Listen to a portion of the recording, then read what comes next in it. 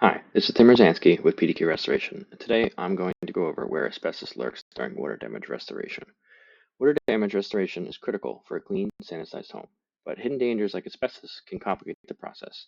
Here's where asbestos may lurk and how to handle it safely.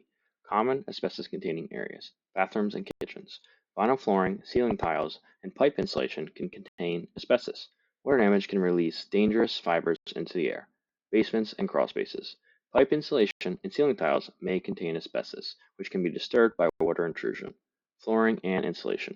Vinyl asbestos tiles and old pipe insulation can deteriorate the moisture, releasing hazardous fibers. Safe handling and removal. Professional asbestos assessment. Certified specialists identify asbestos before restoration begins, such as PDQ. Containment and air filtration. HEPA filters and sealed areas prevent fibers from spreading.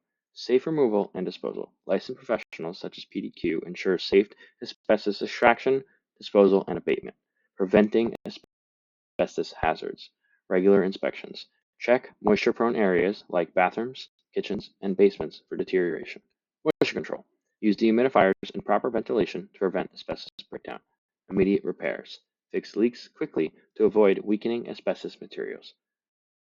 To conclude, asbestos exposure is a serious health risk, and identifying and safely handling asbestos during water damage restoration ensures a clean, hazard-free environment. PDQ Fire Water Damage specializes in expert restoration and asbestos management in North Jersey. If you have any questions, please give us a call today.